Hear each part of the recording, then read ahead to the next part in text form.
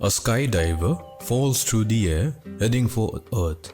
Determine the velocity of the diver as a function of time, assuming that the only forces acting on it are gravity and air resistance. From Newton's second law, force is equals to mass times acceleration, so we can express this as F is equals to m times dv over dt, where F represents the total force exerted on the skydiver of mass m, which accelerates the object with acceleration dv over dt. Near the Earth's surface, the force due to gravity is simply the weight of the object, and it is also directed downwards. So this force is denoted by mg, where g is the acceleration due to gravity.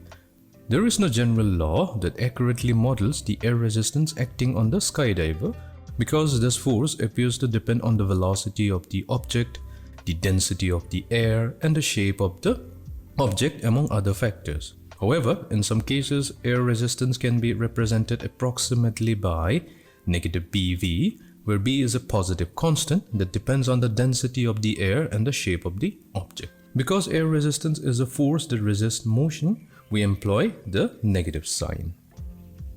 Applying Newton's law is going to give us the first order ordinary differential equation.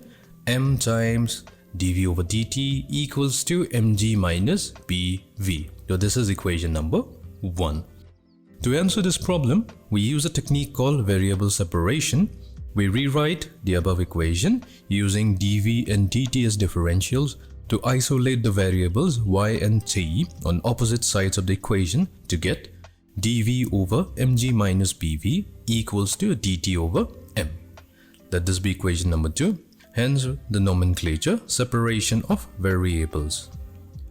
Integrating both sides of the equation is now going to give us integration of dv over mg minus bv equals to integration of dt over m.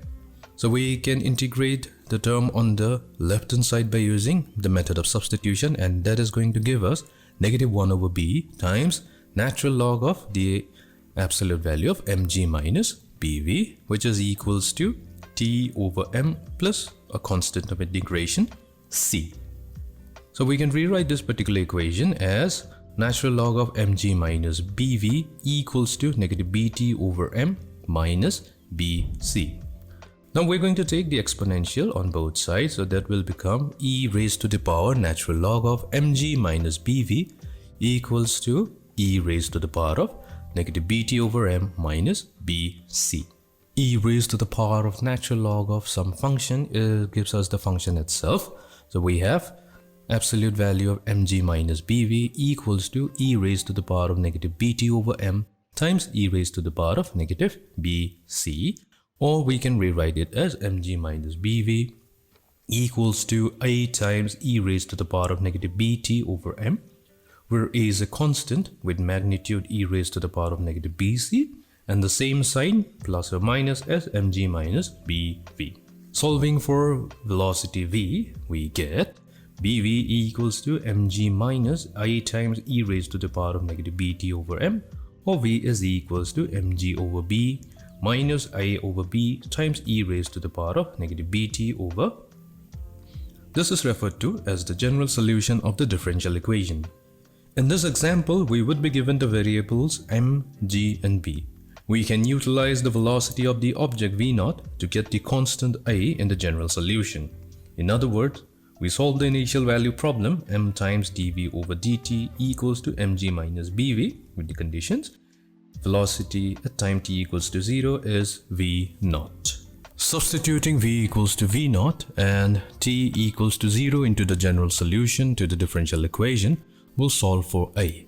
So we have v0 equals to mg over b minus a over b times e raised to the power of 0. Solving for a, we get mg minus v0 b, or a over b equals to mg over b minus v0. So substituting this value of a, we get v is equals to mg over b minus mg over b minus v0 times e raised to the power of negative bt over m. Now if the initial velocity of the object is v0, the above formula yields the velocity of the object falling through the air as a function of time. Figure depicts the graph of velocity of time for various values of et. Also, it shows that the velocity approaches mg over b regardless of the initial velocity v0. The constant mg over b is known as the object's limiting or terminal velocity. We can draw certain conclusion from this model of a falling body. Because e raised to the power of negative bt over m swiftly goes to 0, velocity is roughly equal to the weight mg divided by the coefficient of air resistance b. Thus, in the presence of air resistance, the heavier the object, the faster it will fall, assuming the same forms and sizes. Furthermore, when air resistance is reduced, b is reduced. The object falls faster. These observations are consistent with our own experiences.